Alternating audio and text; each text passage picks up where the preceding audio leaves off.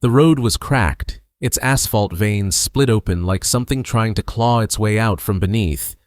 The air smelled stale, the way forgotten places always do, like old wood and damp regret.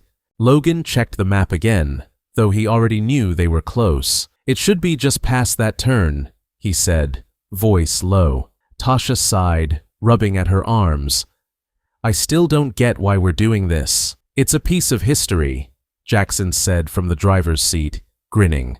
"Place burned down in '98. Owner just up and vanished.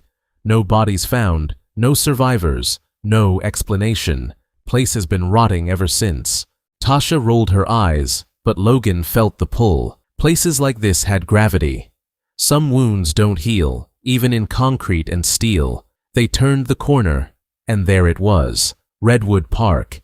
The sign had fallen, half buried in the tall grass, its once bright letters now bleached to bones.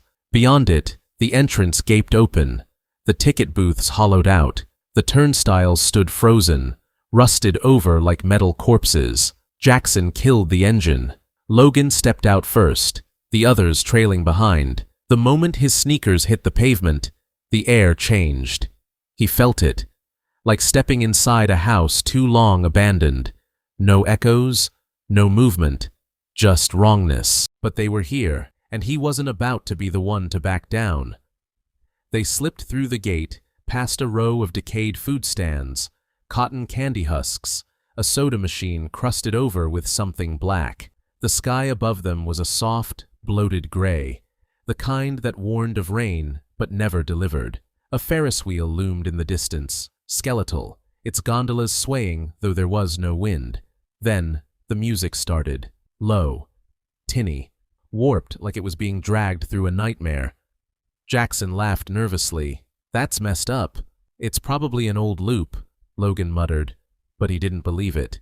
They moved deeper in, past a row of carnival games where the stuffed animals hung limp, their fur matted and stiff. One still had eyes.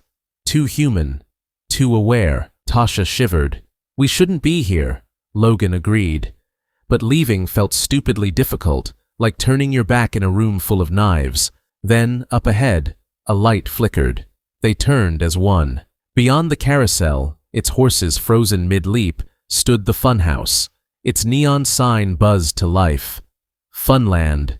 Jackson grinned, but Logan could see the tension in his jaw. "You guys ready?" No one answered, but somehow they were already walking.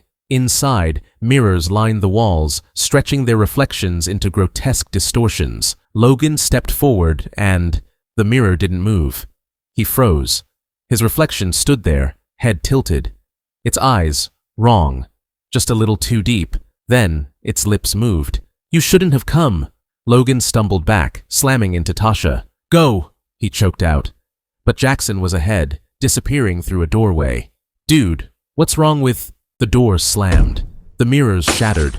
The music pitched into a hideous, discordant shriek. And then they were not alone. Something moved in the dark, fast. A shape, impossible to track, slipping through the maze. A whisper against Logan's ear. "Run!" Tasha screamed, dragging him forward. They burst through the door, into a tunnel lined with carnival lights that blinked like dying stars. The floor moved beneath them, rippling like water. Then, ahead, Jackson, or what was left of him. He stood, swaying, his face wrong, mouth stretching, something inside him pushing against his skin. His head twitched, body jerking like a puppet caught in broken strings. And then his mouth opened, not wide, too wide. A voice, not his, came out. "You should have left sooner." Logan grabbed Tasha's arm, yanking her backward, and Jackson moved. Not toward them, around them, like the walls had shifted, like they were in a different place now. And suddenly, they were. The funhouse was gone. They stood outside the Ferris wheel, and the gondolas were full. Figures sat inside, all of them smiling. Logan's stomach dropped. One of the figures, slumped, head lolling, was Jackson. Tasha's breath hitched. No, he was just... She turned. Jackson stood behind her, smiling, his face perfectly normal. "Tasha," he said, voice smooth, Casual. We should go. And then she vanished. Gone. No scream. No sound. Just not there anymore. Logan stumbled backward, his breath ragged, and Jackson, the thing that was Jackson, watched him. Then he blinked out. Gone. The Ferris wheel groaned. The gondolas rocked, and the figures inside, all of them in unison, turned to look at him. Then they laughed. A horrible rattling sound, like dry bones in a storm. Logan ran. He didn't stop, didn't look back. The gates were gone. The road was gone. There was only Redwood Park, stretching forever. And somewhere in the distance, the music started again. Low, tinny, welcoming.